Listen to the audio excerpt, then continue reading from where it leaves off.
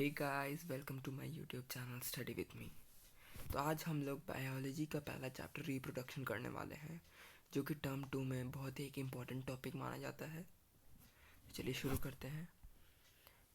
तो how do organisms reproduce. तो आज मैंने एनसीईआरटी का डायरेक्ट पीडीएफ इसमें डाउनलोड करके इसमें पेस्ट किया है। अगर आपको क्वालिटी अच्छा लगे तो प्लीज़ सब्सक्राइब कर दिए चैनल को, लाइक कर दिए वीडियो को। तो चलिए शुरू करते हैं। How do organisms reproduce. Before we discuss the mechanisms by which organisms reproduce, let us ask a more basic question: why do organisms reproduce?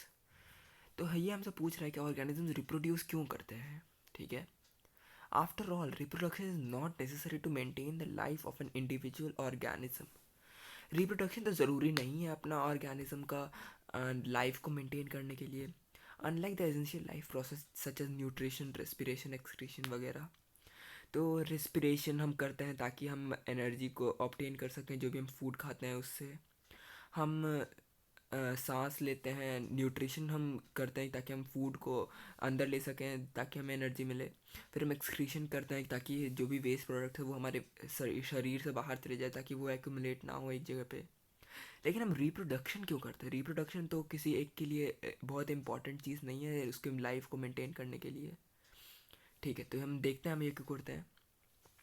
On the other hand, if an individual organism is going to create more individuals, a lot of its energy is going to be spent. ठीक है, चलिए देखते हैं हम। अगर दूसरी तरफ अगर इंडिविजुअल ऑर्गेनिज्म अगर रिप्रोड्यूस कर भी रहा है तो फिर बहुत सारा एनर्जी उस पर स्पेंड होता है। ठीक है, क्योंकि ऑब्वियसली अगर मान लिए अगर आप किसी की मम्मी अगर मतलब आप अगर अपने मम्मी के से आए हो तो फिर आपकी मम्मी ने आपको 9 महीने तक अपने रखा था अपने पास। तो फिर 9 महीने तक उन्होंने अपना एनर्जी स्पेंड किया। तो ऐसे क्यों? उन्हें तो ज़रूरत नहीं थी अपनी लाइफ को मेंटेन करने के लिए आपको बर्थ देना, लेकिन उन्होंने ऐसा क्यों किया? तो ये हम आगे देखेंगे। ठीक है। So why should an individual organism waste energy on a process it does not need to stay alive? तो एक इंडिविजुअल ऑर्गेनिज्म को क्यों अपना एनर्जी वेस्ट करना चाहिए? चलिए हम देखते हैं इस क्लासरूम में यानी स्टडी विथ मी के क्लासरूम में। चलिए शुरू करते हैं। Whatever the answer to this question, it is obvious that we notice organisms because they reproduce. कोई भी रीज़न हो, लेकिन एक रीज़न तो ऑब्वियस है, क्योंकि हम दूसरे ऑर्गेनिज्म को इसलिए हमें उसे देखते हैं, नोटिस करते हैं क्योंकि वो रिप्रोड्यूस करते हैं। If there were to be only one non reproducing member of a particular kind, it is doubtful that we would have noticed its existence. अगर किसी भी काइंड का अगर एक नॉन रिप्रोड्यूसिंग मेंबर होगा तो हम उसको नोटिस नहीं करेंगे उसकी एग्जिस्टेंस को। ठीक है। It is a large number of organisms belonging to a single species that bring them to our notice. अगर मान लिए हम एक टाइगर ने दूसरे टाइगर को जन्म दिया, ठीक है, तो हम उसको नोटिस कर रहे हैं कि ये मान लिए कि ये टाइगर है, लेकिन ये डोडो है, वो डोडो बहुत दिनों पहले एक्सटिंक्ट हो गया है, इसलिए हम तो उसे नोटिस नहीं करते हैं कहीं पे। और मान लिए कोई एक जानवर एक दो होंगे जो अभी भी मतलब एक्सटिंक्ट बस होने ही वाले होंगे, ठीक है, हम उन्हें भी नोटिस नहीं करते हैं। लेकिन जो जो मेन जानवर जो जो रिप्रोड्यूस करते हैं उन्हें तो हम नोटिस करते ही हैं, जैसे लायन, टाइगर, एलिफेंट्स। ठीक है। Thus, reproducing organisms create new individuals that look very much like themselves. ठीक है। तो इसलिए ऑर्गेनिज्म इसलिए रिप्रोड्यूस करते हैं ताकि वो हमारे नोटिस में आ सके और अपनी वो स्पीशीज़ को आगे बढ़ा सकें। और जो भी इंडिविजुअल्स रिप्रोड्यूस करते हैं वो जेनेटिकली और बायोलॉजिकली सिमिलर लगते हैं अपने पेरेंट ऑर्गेनिज्म से। ठीक है। तो हमने सीखा पहले पैरा से कि मान लिए दो पेरेंट ऑर्गेनिजम्स है, ये दोनों रिप्रोड्यूस करते हैं। हम आगे देखें कि ज़रूरी नहीं है कि दो पेरेंट ऑर्गेनिज्म हो, अगर सिंगल पेरेंट ऑर्गेनिज्म भी होगा तब भी वो रिप्रोड्यूस करेगा। तो हम देखेंगे आगे वो। मान लीजिए दो पेरेंट ऑर्गेनिज्म है, वो दोनों रिप्रोड्यूस कर रहे हैं। ठीक है। और वो एक नया ऑर्गेनिज्म बना रहे हैं, तो नया ऑर्गेनिज्म कैसा होगा? तो उनके पास वो जो होगा वो बायोलॉजिकली, ठीक है, बायोलॉजिकली या जेनेटिकली, ठीक है, बायोलॉजिकली या जेनेटिकली सिमिलर होगा अपने पेरेंट ऑर्गेनिज्म से। मतलब उसके पास कुछ ट्रेट्स उसके मम्मी के होंगे और कुछ ट्रेट्स उसके पापा के होंगे। जैसे कि आपने अपने फ्रेंड्स को सुना होगा, या फिर अपने पापा या फिर अपने मामा मामी किसी सबको सुना होगा कि आप अपने पापा की जैसे दिखते हो, अपनी मम्मी की जैसे दिखते हो। ये क्योंकि हम उनका जो ट्रेट होता है उसे हम एक्वायर करते हैं, ठीक है। एक्वायर मतलब हम लेते हैं उनसे। चलिए, organisms look similar because their body designs are similar. If body designs are to be similar, the blueprints for this designs should be similar. हम एक दूसरे organisms look similar क्योंकि उनका body design जो होता है वो similar होता है, ठीक है। और उनके similar होने के लिए उसका blueprint उस design का भी ज़रूरी होता है similar होना। blueprint मतलब किसी भी चीज़ का blueprint होता है, मतलब उसका जो basic जो design होता है, basic जो structure होता है, इसे हम blueprint कहते हैं, ठीक है। The reproduction at its most basic level will involve making copies of the blueprints of body design. तो रिप्रोडक्शन उस बहुत ही बेसिक लेवल पे वो उसे हम कहते हैं जो कि ब्लूप्रिंट, यानी हमारे ऑर्गन, हम मतलब हमारे ह्यूमन बॉडी का ब्लूप्रिंट क्या हुआ कि हमारे पास 2 लेग्स हैं, 2 हाथ हैं, एक सिर है, 2 आँखें हैं, एक नाक है। तो ये हमारे ह्यूमन ऑर्गेनिजम्स का ब्लूप्रिंट हुआ, ठीक है। तो रिप्रोडक्शन का ये मेन काम है कि वो जो भी हमारा ब्लूप्रिंट है उसको कॉपी करें हम और नेक्स्ट ऑर्गेनिज्म तक उसे ट्रांसफ़र करें, ठीक है। ठीक है, ठीक है। We learn that the chromosomes in the nucleus contain information for inheritance of features from parents to next generation in the form of DNA molecules. तो जो ठीक है, तो हमने क्लास 9 में ये देखा कि न्यूक्लियस में क्रोमोसोम्स होते हैं। क्या होता है न्यूक्लियस में? क्रोमोसोम्स होते हैं, और इन क्रोमोसोम्स में डीएनए प्रेजेंट होता है। तो डीएनए का मेन काम क्या होता है? डीएनए का मेन काम होता है कि वो जो भी कुछ कैरेक्टर्स होंगे, डीएनए मान लीजिए, देखिए एक ये ऑर्गेनिज्म है, उसका न्यूक्लियस है, न्यूक्लियस के अंदर क्रोमोसोम्स हैं। तो ठीक है, न्यूक्लियस के अंदर बहुत सारे क्रोमोसोम्स होते हैं, तो उस क्रोमोसोम्स में डीएनए भी प्रेजेंट होता है। तो डीएनए का मेन काम क्या होता है? जी हाँ, मैंने अभी आपको बताया डीएनए का मेन काम होता है कि जो भी आपका जो मतलब कैरेक्टर्स है, आपके पापा से आप तक लाना, ठीक है। यही डीएनए का हमारा मेन काम होता है। और हमारा जो हमारा बॉडी, आपको तो पता ही होगा, हमारा बॉडी पूरा प्रोटीन से बना हुआ है, ठीक है। हमारे बॉडी का एक एक कण जो है वो प्रोटीन से बना हुआ है। इसलिए प्रोटीन हमारा बिल्डिंग ब्लॉक ऑफ नेचर भी हम उसे कहते हैं। एटम्स के साथ साथ प्रोटीन भी हमारा बिल्डिंग ब्लॉक ऑफ नेचर है। और इसलिए हम हमें हमें जब हमारा बॉडी जब ग्रोथ के पीरियड में होता है, यानी जब हम टीन पीरियड में होता है, इसलिए हमें पल्स से ज़्यादा खाने को रिकमेंड किया जाता है, क्योंकि उसमें प्रोटीन्स होते हैं और वो हमारे ग्रोथ में बहुत ही हेल्प करेगा, ठीक है। ठीक है, तो डीएनए जो होता है, डीएनए हमारा सेल का जो होता है वो प्रोटीन बनाने में हेल्प करता है। प्रोटीन भी बाद में एक इंडिविजुअल में ही मतलब कि फाइनल रिजल्ट आएगा उसका, ठीक है। तो different proteins will eventually lead to altered body designs. तो जो डिफरेंट प्रोटीन्स जो होते हैं वो ऑल्टर्ड बॉडी डिज़ाइन में लीड करते हैं। मतलब अगर डिफरेंट डिफरेंट डीएनए होंगे वो तो डिफरेंट प्रोटीन्स, मतलब डिफरेंट प्रोटीन्स सिंथेसाइज करेंगे, डिफरेंट प्रोटीन सिंथेसाइज करेंगे, तो फिर उनका जो बॉडी डिज़ाइन होगा वो थोड़ा डिफरेंट होगा, ठीक है। Therefore a basic event in reproduction is the creation of a DNA copy.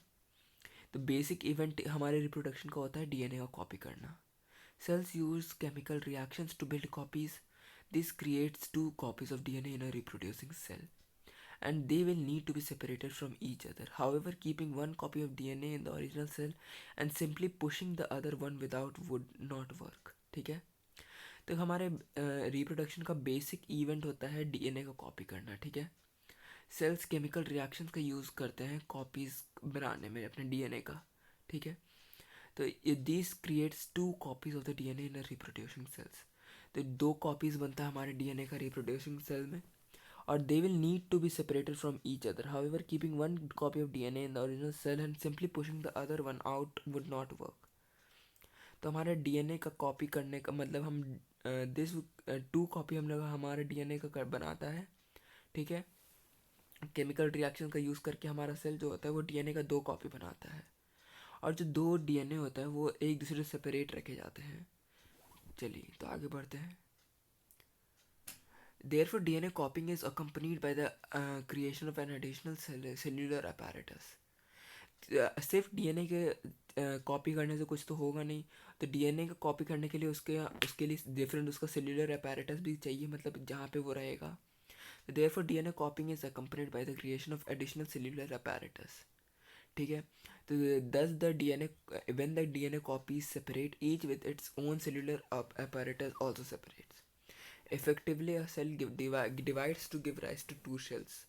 तो एक सेल जो होता है वो पहले उसका, मान लीजिए सेल है पूरा, ये सेल मतलब हम आमतौर पे बात कर रहे हैं सेल की, तो ये मान लिया हमें ये अमीबा है। अमीबा ऐसे ही वो रिप्रोड्यूस करता है, तो हम वो बाद में देखेंगे। ये मान लिया उसका न्यूक्लियस है, न्यूक्लियस में ही डीएनए होता है ऑब्वियसली, है वो तो मैंने आपको बताया अभी।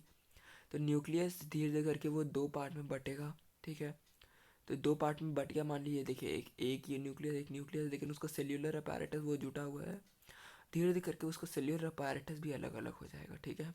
और देयरफॉर वो दो अलग अलग न्यूक्लियस, दो अलग अलग बन जाएंगे, ठीक है। डीएनए, डीएनए कॉपी बन गया, ठीक है। No biochemical reaction is absolutely reliable. Therefore, it is only to be expected that the process of copying the DNA will have some variations each time. क्योंकि कोई भी बायोकेमिकल रिएक्शंस पूरा reliable नहीं होता है, इसलिए कुछ कुछ वेरिएशंस तो आएंगे ही सारे पेरेंट्स में। और जब वेरिएशंस आएंगे वो धीरे धीरे करके मतलब मान लीजिए कि ये आया, अपने पेरेंट, कुछ अपने फादर से लिया कुछ ट्रेट, कुछ अपने मदर से लिया, लेकिन टोटली जो ट्रेट है वो किसी एक के सिमिलर नहीं है, मतलब अलग अलग ट्रेट उसे मिला है। तो एक ट्रेट है, फिर उसके बाद वो जब दूसरे के साथ जब मेट करेगा तो फिर एक अब वो अपना देगा कुछ कैरेक्टर, कुछ अपने जो फीमेल पार्टनर होगा उसका कैरेक्टर जाएगा उसके चाइल्ड में, ठीक है। तो इस धीरे धीरे करके जो वेरिएशन ही है ये सब, ये धीरे धीरे करके इवोल्यूशन में हेल्प करता है। इवोल्यूशन मतलब क्या होता है? इवॉल्व करना मतलब होता है कि हम किसी एक पर्टिकुलर चीज़ से मतलब पूरा का पूरा सब बदल जाए, ठीक है। मान लीजिए कि कोई हम मान सकते हैं, एक हम फिक्शनल एक एग्जांपल लेते हैं कि मान लीजिए एक कुछ है, एक है कैटरपिलर, ठीक है। एक ग्रीन कलर के दो कैटरपिलर्स हैं, ठीक है। तो एक अगर मान ली गलती से अगर ग्रीन कलर के कैटरपिलर्स दो आए, तो एक से ग्रीन कलर का मिला, एक से ब्लू, मतलब दोनों से ग्रीन ग्रीन मिला, तो फिर ये एक, अगर एक ये जो ग्रीन कैटरपिलर है वो कहीं दूर से अगर कोई मान ली कोई ब्लू कलर कैटरपिलर है, तो उन दोनों के साथ अब मैं करेगा। तो अगर मान लीजिए कि अगर ग्रीन अगर ज़्यादा डोमिनेंट होगा तो उसे एक ग्रीन एक ब्लू का वाला मिलेगा, तो ग्रीन डोमिनेंट है इसलिए वो ग्रीन कलर शो करेगा। लेकिन वो जब अगर फिर से कोई ग्रीन वाले के साथ करेगा, तो अगर उसमें इवन अगर दोनों अगर ग्रीन भी है तो एक ब्लू तो उसमें प्रेजेंट ही रहेगा। तो धीरे धीरे करके जिसमें एक ब्लू और एक ग्रीन फिर से है, तो एक ब्लू और एक ग्रीन वो जब साथ में मिलेंगे, तो एक जो मिलेगा जो ब्लू ब्लू होगा, उससे ब्लू कलर का कैटरपिलर जनरेट होगा, ठीक है। तो जो ब्लू कलर का कैटरपिलर जनरेट होगा उसके कुछ अलग ही फ़ायदे होंगे। तो वेरिएशन के बहुत फ़ायदे होते हैं। अगर मान लीजिए कोई ब्लू कलर का जो होगा कैटरपिलर, वो किसी भी ब्लू कलर की चीज़ के पीछे छुप सकता है। जैसे ग्रीन कलर की जो कैटरपिलर्स होता है वो पत्तों के पीछे छुप सकते हैं, लेकिन अगर मान लीजिए वो कहीं ब्लू किसी चीज़ के पीछे नहीं छुप सकते हैं। ऐसे जो ब्लू कैटरपिलर्स होंगे वो ब्लू कलर की चीज़ों के पीछे भी छुप सकते हैं, ठीक है। सच as a result, the DNA copies generated will be similar but may not be identical to the original. Some of these variations might be so drastic that the new DNA copy cannot work with the cellular apparatus it inherits. जब DNA जब copy करता है और जब वो दो DNA में divide होता है, तो फिर वो कभी कभार तो इतने वेरिएशंस आ जाते हैं उन दोनों के बीच में कि जो सेल्यूलर अपैरेटस वो जो इनहेरिट करता है वो उसमें काम नहीं कर सकता, उसके बाद वो सेल डाई कर जाता है। लेकिन हर केस में वैसा नहीं होता है, वो बहुत कम केसेस में देखा जाता है। ऐसे जो होता है उसमें थोड़ा मोड़ा वेरिएशन नहीं होता, उसके बाद वो सेल आराम से वो मतलब सर्वाइव कर सकता है। तो हम देखते थे इंपॉर्टेंस ऑफ वेरिएशन। तो वेरिएशन मैंने बताया ही, वेरिएशन का इंपॉर्टेंस क्या है। तो वेरिएशन अगर धीरे धीरे करके कुछ इवोल्यूशन में हेल्प करता है हमें, ठीक है। और इवोल्यूशन क्या होता है, इवोल्यूशन किस में हेल्प करेगा? तो इवोल्यूशन के लिए पहले हमें एक टर्म देखना पड़ेगा, नीश, ठीक है। नीश क्या है? that allows the organism to use that particular niche. However, niches can change because of regions beyond the control of organisms. Niche basically होता है कि उसका सराउंडिंग्स कैसा है, और जो नीच होते हैं वो धीरे धीरे चेंज भी कर सकते हैं, और उसके डिपेंड करता है वो कि हमारा सराउंडिंग्स कैसा है, हमारा नेचर कैसा, हमारा टेम्परेचर कैसा है। अगर टेम्परेचर ऊपर नीचे होगा, या फिर पानी का लेवल अगर ऊपर नीचे होगा, या फिर मान लीजिए अगर कहीं पे मतलब हम एक फॉर एग्जांपल कहीं पे अगर मीटियोराइट अगर कहीं पे टकराया, ठीक है। तो फिर कहीं पे कुछ नीच में कुछ ऊपर नीचे हो जाएगा, मतलब उसका सराउंडिंग्स चेंज होगा। तो फिर जो मेन उसके जो बेसिक जो उनके ऑर्गेनिजम्स हैं वो उसमें सर्वाइव नहीं कर पाएंगे, क्योंकि उनका ज़्यादा मतलब ऊपर नीचे का वो मतलब टेम्परेचर या फिर वाटर लेवल सर्वाइव करने के कैपेबल नहीं होते हैं। लेकिन उनमें एक दो ऐसा कुछ ऑर्गेनिज्म होंगे जो कि अपने वेरिएशन को मतलब कि वेरिएशन जनरेट कर करके वो इवॉल्व हो चुके होंगे, और वो फिर वो नीश को मतलब सुइटेबल वो उसके होंगे, और वो उसमें सूट करके वो मतलब उनका सर्वाइवल वो इसमें पॉसिबल हो पाएगा। तो इससे हमें डार्विन की एक बात बहुत अच्छी याद आती है कि डार्विन ने कहा था सर्वाइवल ऑफ द फिटेस्ट। तो जो सबसे फिट होगा उस सराउंडिंग में वही हमेशा उसकी सर्वाइवल हो पाएगी। ठीक है। तो नीश में जिसकी जो सबसे ज़्यादा अच्छे से सर्वाइव कर पाएगा वही आगे तक जिएगा, वरना जो मर जाएगा बाकी आदमी। ठीक है। सिमिलरली अगर वाटर का टेम्परेचर अगर बढ़ा किसी ग्लोबल वार्मिंग की वजह से, तो मैं बस बाकी सारे बैक्टीरिया तो मर जाएंगे, लेकिन कोई बैक्टीरिया होता है जिनका वेरिएंट इतना रेजिस्टेंट होता है हीट की तरफ, वो उसको सर्वाइव करेंगे और आगे बढ़ेंगे। ठीक है। वेरिएशन इसलिए बहुत ज़रूरी है, अपने सर्वाइवल के लिए नहीं, लेकिन जो आगे का अपना स्पीशीज़ है उनके सर्वाइवल के लिए वेरिएशन बहुत ही यूज़फुल है। ठीक है। तो हम दो क्वेश्चन यहाँ पे देख सकते हैं। What is the importance of DNA कॉपिंग in reproduction. तो डीएनए का कॉपी का क्या इम्पोर्टेंस है। तो जो डीएनए का कॉपी होता है वही हमारे वही जो डीएनए होता है, तो मैं यहाँ पे एक फ्लो चार्ट के साथ समझाता हूँ। डीएनए होता है वो प्रोटीन बनाने में हेल्प करता है। ठीक है। जो प्रोटीन होता है वो हमारा मतलब कि हमारे बॉडी का फॉर्मेशन करता है। ठीक है। और जो बॉडी का और जो डीएनए हमें अपने फादर और मदर दोनों से मिलते हैं, तो उसमें वो हमारे वेरिएशन में हेल्प करता है, और वेरिएशन फर्दर इवोल्यूशन करेगा तो हम जानते हैं क्या होगा। ठीक है। तो ये हमारा डीएनए का कॉपिंग का ये एक इम्पॉर्टेंस है। सेकंड है, why is variation beneficial to the species but not necessary for the individual. तो इंडिविजुअल के लिए क्यों नहीं ज़रूरी है, क्योंकि इंडिविजुअल को चाहिए, हमें खाना चाहिए, हमें एनर्जी चाहिए, हमें एक्सक्रीशन प्रोसेस चाहिए, लेकिन हमें इसकी कोई ज़रूरत नहीं है कि इंडिविजुअल के। लेकिन जो उसका स्पीशीज़ है एक इंडिविजुअल का, उसके सर्वाइवल के लिए, मान लिया अगर आप अपने पेरेंट के अगर बेटे हो, तो फिर अगर आपको मतलब अगर आपको फैमिली का अपना आगे जनरेशन को कंटिन्यू करना है तो आपको रिप्रोड्यूस करना ही पड़ेगा, और अगर आपका चाइल्ड होगा वही आपके आगे स्पीशीज़ को कंटिन्यू रखेगा।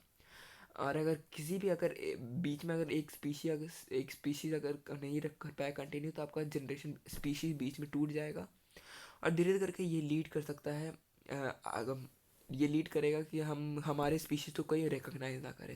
क्योंकि हमने तो पहले आपको दिखाया ही कि उसमें एक लिखा हुआ था, आप देख सकते हैं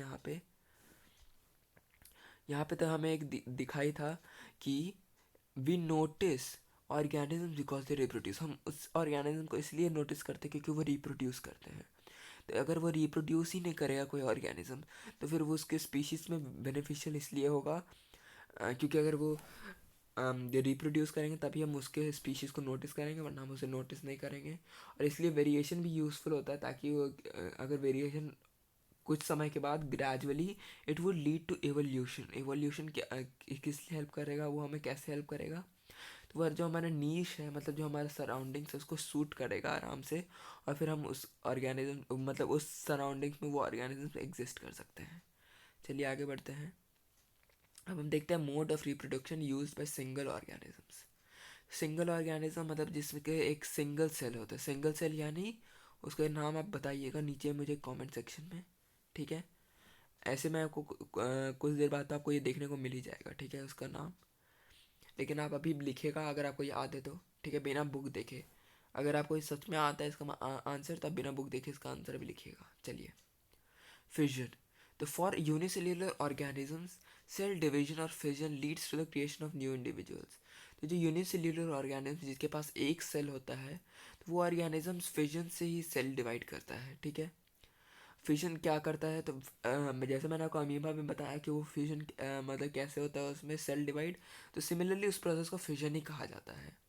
फिजन में सिंपली मैं आपको अगर एक डायग्राम के साथ बताऊं, तो पहले एक रहेगा, एक न्यूक्लियस रहेगा, फिर अंदर में दो न्यूक्लियस डिवाइड होंगे लेकिन बाहर का सेम ही रहेगा, और बाहर के भी जो सेल्यूलर अपैरेटस होंगे वो न्यूक्लियस के साथ डिवाइड होकर वो दो अलग अलग डॉटर सेल्स बनाएंगे। और उसे हम डॉटर सेल इसलिए कहते हैं, ना ही हम उसे सन सेल इसलिए नहीं कहते हैं, क्योंकि हमेशा फीमेल के पास ही वो कैपेबिलिटी होता है कि वो उसके बाद वाले स्पीशीज़ को भी कंटिन्यू रखे। जबकि सन के पास ऐसा कैपेबिलिटी नहीं होता है, इसलिए हम उसे डॉटर सेल बोलते हैं, क्योंकि वो अभी आगे फिर जाके वो नया ऑर्गेनिज्म बना सकते हैं। ठीक है, तो अमीबा अमीबा में ये देखा जाता है fission. The splitting of two cells during division can take place in any plane. मतलब जो बाइनरी फिजन में होता है वो कहीं से भी वो मदद टूट सकता है। मान लिया अगर मैंने यहाँ पे ऐसे ऐसे किया तो वो या तो यहाँ से भी वो टूट सकता है, या फिर यहाँ से कहीं से भी टूट सकता है वो। ठीक है, चलिए, ये बात आपको होप कि ये बात क्लियर हो। सेकंड हम देखते हैं लीशमेनिया। लीशमेनिया ऐसा स्ट्रक्चर है, देखते हैं यहाँ पे हम देख रहे हैं, यहाँ पे एक न्यूक्लियस है, दो न्यूक्लियस में डिवाइड हुए, और जो दो न्यूक्लियस है वो एक लॉन्गिट्यूडिनल शेप में कटे। ठीक है, किस शेप में कटे? लॉन्गिट्यूडिनल शेप में। तो आपको अगर कहीं पे पूछा जाए कि किस शेप में करता है लेइशमेनिया, तो लेइशमेनिया करता है लॉन्गिट्यूडिनल शेप में।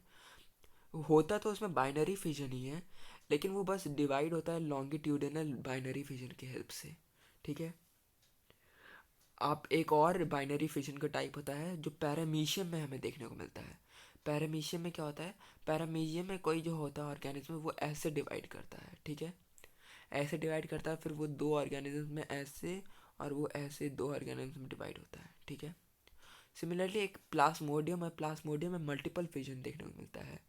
अंदर में ही जो एक होता है वो अलग अलग सेल में डिवाइड होते हैं, डिवाइड होते रहते हैं, होते रहते हैं, होते रहते हैं, होते रहते हैं, होते रहते हैं, होते रहते हैं। ठीक है, तो डिवाइड होके वो बहुत सारे जब तक पूरा बना नहीं लेते, उसके बाद फिर वो जो बाहर का जो होता है वो बर्स्ट आउट होता है। फिर ये जो सारे जो उसके जो अंदर के होते हैं डिवाइड होते हुए रहते हैं जो सेल्स, वो सब बाहर निकल के फिर वो अलग अलग फिर से ऑर्गेनिज्म बनाते हैं, और फिर सिमिलरली वो बहुत सारे फिर और अदर में डिवाइड होके फिर धीरे करके उनका ऐसे ही बढ़ते रहता है उनका नंबर।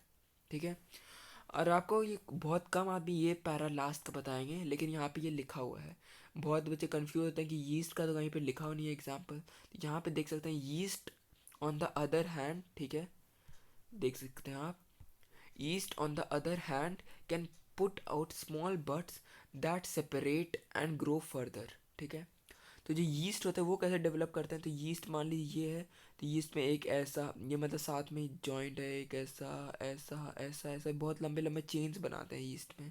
ठीक है, और फिर उसके बाद जब वो बाद में टूट जाता है, मान लीजिए कि यहाँ तक बनाया चेन, फिर यहाँ से फिर टूट गया, फिर यहाँ से फिर वो लंबे लंबे लंबे बना के फिर यहाँ से फिर वो टूट जाते हैं। सिमिलरली वो बडिंग प्रोसेस से रिप्रोड्यूस करते हैं। ठीक है, फ्रेगमेंटेशन देखते हैं। फ्रेगमेंटेशन मल्टी सेल्यूलर ऑर्गेनिज्म में होता है। मल्टी सेल्यूलर ऑर्गेनिज्म किस टाइप का? Multicellular organism with simple body organisation. मतलब जो उनका जो पूरा बॉडी होता है वो उनका जो बॉडी का काम होता है वो सेम होता है। मतलब कि उनका फिक्स नहीं होता है कि जैसे कि हमारे में होता है कि हमारा पैर का काम है चलते रहना, तो हमारे पैर को एक चलने का काम फिक्स कर दिया गया है। ठीक है, हमारे जो डिफरेंट और भी अंदर जो सेल्स हैं, जैसे कि हमारे हार्ट सेल्स हैं, उनका ब्लड का बनाने का काम को कर दिया गया है फिक्स। ठीक है, ऐसे जो होते हैं जो मल्टी सेलुलर ऑर्गेनिज्म जिसमें ऐसा कोई फिक्स नहीं रहता उनका बॉडी का स्ट्रक्चर या फिर उनका फंक्शन, उस मेथड में हम फ्रेगमेंटेशन प्रोसेस यूज़ करते हैं। उस ऑर्गेनिज्म का एक एग्जांपल है स्पाइरोगायरा। ठीक है, स्पाइरोगायरा होता है कैसा? स्पाइरोगायरा एक रेक्टेंगल शेप का होता है। ठीक है, और स्पाइरोगायरा क्योंकि एक एल्गी होता है। स्पाइरोगायरा क्या होता है? Spirogyra is an algae.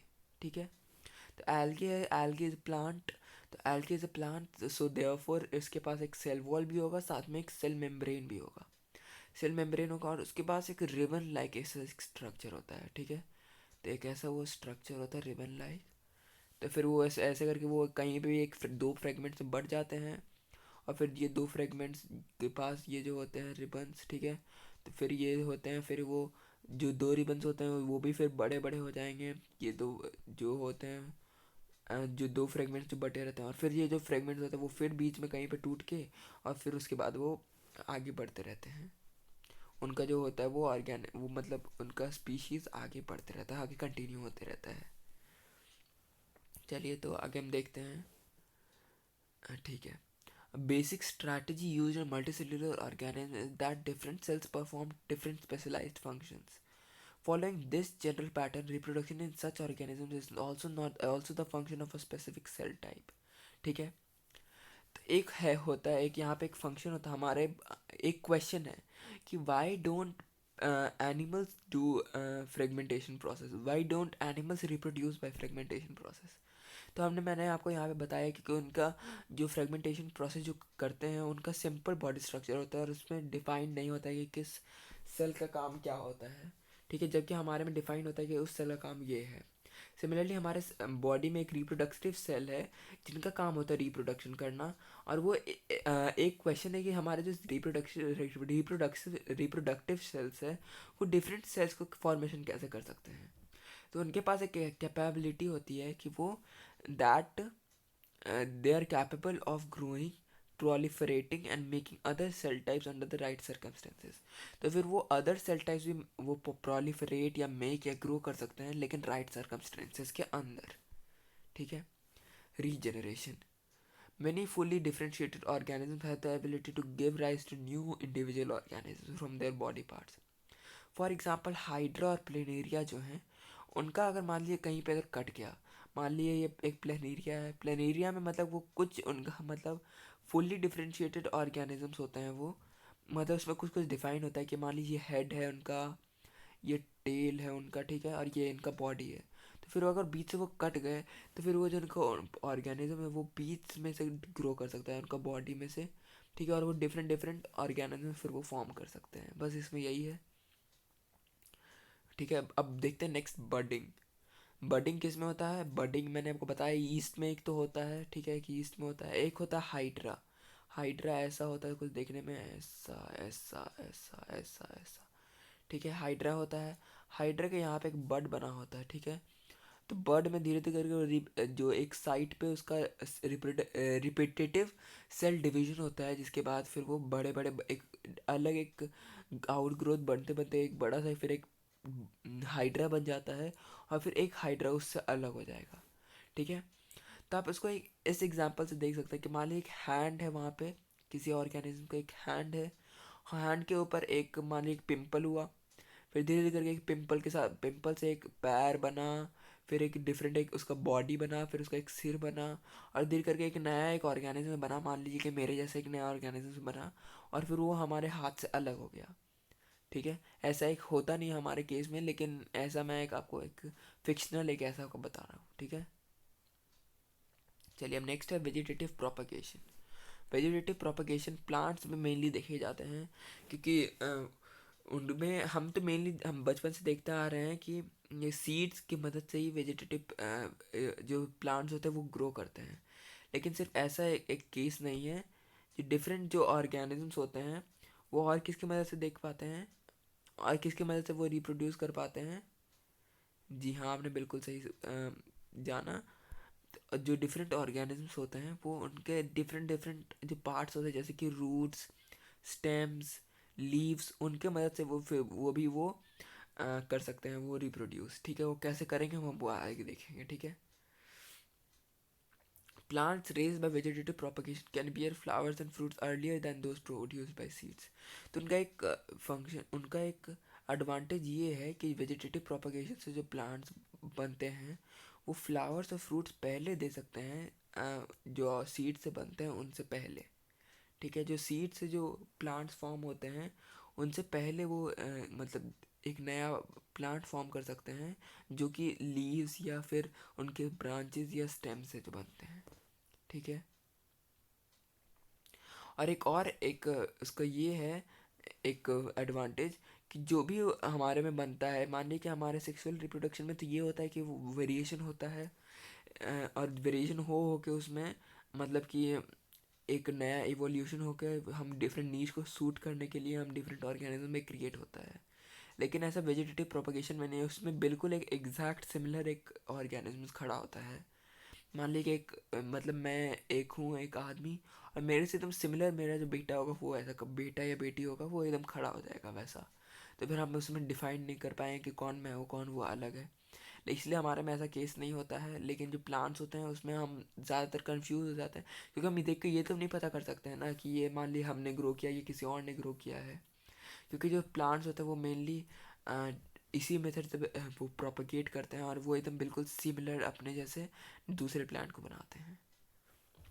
Next, leaf of bryophyllum with buds. Bryophyllum में होता है उसमें लीव्स जो होते हैं वो उसकी मदद से वो रिप्रोडक्शन करते हैं, ठीक है। कैसे करते हैं वो, तो जो लीव्स होते हैं वो बर्ड्स की तरह ही होते हैं। तो बर्ड्स की वो एक आउटग्रोथ होते हैं, तो फिर आउटग्रोथ की मदद से वो जब मान ली कहीं पे बर्ड गिरा तो फिर उस बर्ड से ही उसका रूट निकलेगा, शूट निकलेगा और फिर एक नया ऑर्गेनिज्म बन जाएगा। ठीक है। चलिए अब हम एक टिश्यू कल्चर के बारे में पढ़ेंगे। टिश्यू कल्चर क्या होता है? टिश्यू कल्चर वो होता है जब मान ली कोई एक प्लांट ग्रो हो रहा है हमारा, ये मान ली एक प्लांट है मेरा, ठीक है, हम उसके ग्रोइंग टिप से एक हम कुछ निकालेंगे, उसका ग्रोइंग पार्ट निकालेंगे, ठीक है, और ग्रोइंग पार्ट निकाल के हम उसका हम उसे एक अच्छे कंडीशन में रख देंगे, ठीक है। उस कंडीशन में हम लोग रख के उसे अ, उस कंडीशन को हम लोग कैलस बोलते हैं। कैलस में हम लोग उसको एक हार्मोन प्रोवाइड करते हैं ताकि वो अच्छे से ग्रो कर पाए, ठीक है, फॉर ग्रोथ एंड डिफ्रेंशिएशन। तो हम उस सेल को एक आर्टिफिशियल मीडियम में रखते हैं जिससे वो आराम से डिवाइड हो सके और नया एक ग्रुप ऑफ सेल बनाए जिसे हम कैलस कहते हैं। तो पहले हम उससे ग्रोइंग टिप से एक निकालते हैं एक स्ट्रक्चर, उसको एक हम चीज़ में डालते हैं एक आर्टिफिशियल मीडियम में जिसमें वो आराम से डिवाइड कर सके और ग्रो कर सके, जिसे हम कैलस बोलते हैं। फिर कैलस को हम डिफरेंट एक मीडियम में ट्रांसफ़र करते हैं जिसमें अलग मीडियम रहता है जिससे वो ग्रो और डिफ्रेंशिएट कर पाते हैं, ठीक है। और इस प्रोसेस का एक बहुत ही अच्छा बेनिफिट ये है कि इससे जो भी ऑर्गेनिज्म जो क्रिएट होते हैं वो बिल्कुल डिजीज़ फ्री होते हैं, ठीक है। चलिए हम देखते हैं स्पोर फॉर्मेशन। स्पोर फॉर्मेशन कैसे होता है? स्पोर फॉर्मेशन होता है जो हमारे मान लीजिए हम ब्रेड में बहुत ज़्यादा हम अगर ब्रेड हम बहुत ज़्यादा मॉइस्चर इन्वायरमेंट में अगर हम बाहर छोड़ देते हैं तो फिर उसमें ब्लैक ब्लैक करके धब्बे आ जाते हैं, ठीक है। तो फिर वो धब्बे किसके रिजल्ट से होते हैं? वो स्पोर फॉर्मेशन के रिजल्ट से होते हैं। उसका मतलब जो स्पोरेंजियम होता है उससे वो फटता है और उससे स्पोर्स बाहर गिरते हैं और फिर उससे वो बहुत और भी अलग अलग स्पोर्स को क्रिएट करते हैं जिसकी वजह से वो मतलब कि नए नए स्पोर्स बनते रहते हैं और फिर वो धीरे करके उनके ऑर्गेनिजम्स और बढ़ते रहता है क्वांटिटी में, ठीक है। तो जो स्पोर्स रहता है उसका जो एक हम देख सकते हैं ये लंबा जो ब्रांच है उसे हम क्या कहते हैं? सही कहा आपने, उसे हम कहते हैं हाइफी, ठीक है। उसे हम लोग हाइफी कहते हैं। ऊपर का जिसमें स्पोर्स प्रेजेंट रहता है उसे हम लोग कहते हैं स्पोरेंजियम, ठीक है। तो जो ब्रांच जैसा जो स्ट्रक्चर उसे हम लोग हाइफी कहते हैं और जो मतलब कि जो थ्रेड लाइक स्ट्रक्चर उसे हम हाइफी कहते हैं और जिसमें स्पोर होता है उसे हम लोग स्पोरेंजियम कहते हैं। Next, all the modes of reproduction that we have discussed is created from a single individual. This is known as asexual reproduction। क्योंकि ये आ, जो भी ये हमने अब अभी तक रिप्रोडक्शन पढ़ा वो सब सिंगल पेरेंट्स की मदद से मतलब वो क्रिएट हो पा रहा है, इसलिए हम लोग उसे मतलब कि हम लोग उसे एसेक्सुअल रिप्रोडक्शन कहते हैं। एसेक्सुअल इसलिए क्योंकि इसमें सेक्स प्रोसेस का इस्तेमाल नहीं हो रहा होता है, इसलिए जो भी ऑर्गेनिज्म वो अकेले मतलब उनके पास कैपेबिलिटी होता है अलग अलग मतलब को फॉर्म करने में, अलग अलग जो ऑर्गेनिज्म होते हैं उनको फॉर्म करने में, इसलिए इनको हम लोग एसेक्सुअल रिप्रोडक्शन कंसिडर करते हैं। तो हम लोग बस यहाँ तक ही आज हम लोग इसी यूनिट तक आज हम लोग यहाँ तक ही बस पढ़ेंगे। अगला सेक्शन हम लोग अगले पार्ट में कवर करेंगे, ठीक है। लेकिन जाने से पहले पहले हम ये जो 5 क्वेश्चंस दिए हुए हैं वो हम आराम से देख सकते हैं। How does binary fission differ from multiple fission? तो जो बाइनरी फिजन होता है वो मल्टीपल फिजन से कैसे अलग होता है? तो हम वो बता सकते हैं कि बाइनरी फिजन जो होता है उसमें एक ऑर्गेनिज्म होता है, उसका जो न्यूक्लियस होता है वो 2 न्यूक्लियस में डिवाइड होता है, जो 2 न्यूक्लियस अलग अलग फिर उनका सेल्यूलर अपैरेटस डिवाइड होकर फिर वो 2 अलग डॉटर सेल्स में डिवाइड होते हैं, ठीक है। मल्टीपल फिजन में जबकि ये होता है कि जो अंदर में ही पहले अलग अलग डिवाइड करके साथ में ही रहते हैं वो साथ में, ठीक है। तो फिर उन वो साथ में रहते वो साथ में एक फॉर्म करके वो डिवाइड अलग अलग होके जब वो पूरा भर जाता है तो फिर जो बाहर का जो वो जो वॉल होता है वो रप्चर हो जाता है या फिर जो वो बर्स्ट हो जाता है और फिर ये बाहर निकल के फिर और डिवाइड करते हैं ये, और जिसकी मदद से फिर वो अलग अलग जो ऑर्गेनिज्म होता है वो फॉर्म होते हैं, ठीक है। ऑर्गेनिजम्स को कैसे बेनिफिट होगा अगर वो स्पोर्स से रिप्रोड्यूस करेंगे? तो जो स्पोर्स अगर रिप्रोड्यूस करें तो उनको कैसे बेनिफिट होगा? तो स्पोर वो आसानी से ट्रांसफ़र हो सकता है डिफरेंट प्लेसेस तक, ठीक है। जो स्पोर्स से जो ऑर्गेनिज्म फॉर्म होता है वो बिल्कुल आइडेंटिकल होते हैं। तो पहले हम एक ये देखते हैं वो बिल्कुल आइडेंटिकल होते हैं, लॉन्ग डिस्टेंस तक ट्रैवल कर सकते हैं वो, ठीक है, टेक्स लेस टाइम,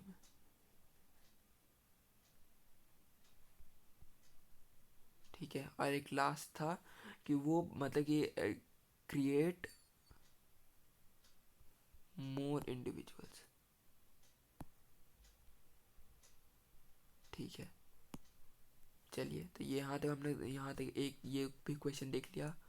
अब नेक्स्ट क्वेश्चन है, can you think of reasons why more complex organisms can not give rise to a new individuals through regeneration.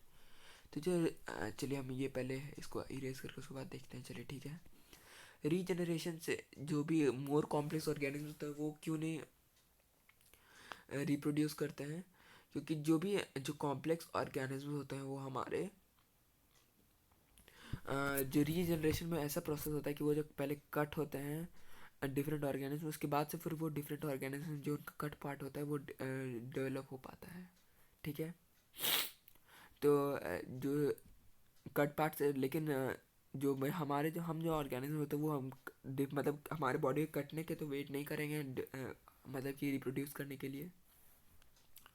और क्योंकि उनका बॉडी हमारे मतलब बॉडी से काफ़ी ज़्यादा मतलब सिंपल होता है, जबकि हमारा जो बॉडी होता है वो बहुत ज़्यादा कॉम्प्लेक्स होता है। ठीक है, तो हमारे कॉम्प्लेक्सिटी के कारण हम लोग मतलब वो इस रीजनरेशन प्रोसेस का यूज़ नहीं कर सकते हैं। और क्योंकि हमारे बॉडी में अलग अलग सेल्स का अलग अलग काम होता है, इसलिए अलग जो सेल्स होते हैं वो मतलब कि सेल बाय सेल का डिवीजन मतलब हमारे में उतना प्रैक्टिकल नहीं होगा। ठीक है, why is vegetative propagation practice for growing some type of plant. कुछ कुछ प्लांट्स के लिए वेजिटेटिव प्रोपगेशन क्यों यूज होता है, क्योंकि वेजिटेटिव प्रोपगेशन जो होता है वो डिजीज़ फ्री एटमॉस्फेयर में बनाता है।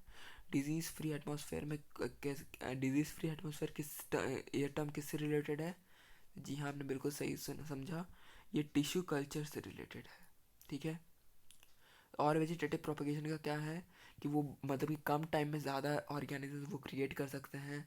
ठीक है, और उसमें जो होता है वो बिल्कुल आइडेंटिकली सिमिलर होता है।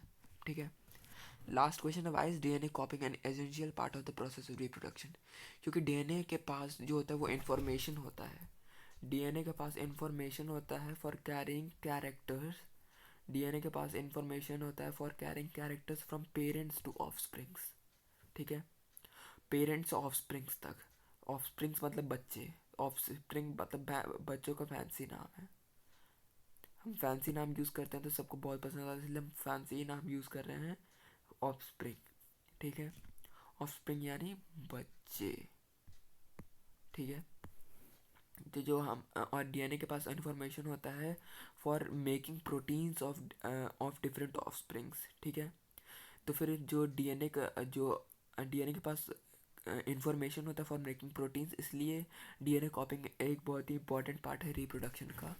और जो डीएनए जो अलग अलग में जो वेरिएशन आता है डीएनए में, उसी की मदद से इवोल्यूशन होता है एनिमल में, ताकि वो आगे जाके सराउंडिंग्स में लिव कर सके और सरवाइव कर सके। ठीक है, थैंक यू यहाँ तक देखने के लिए। अगर आपको ये वीडियो अच्छा लगा तो प्लीज़ इसे लाइक करिएगा। ठीक है, और आगे भी शेयर करिए।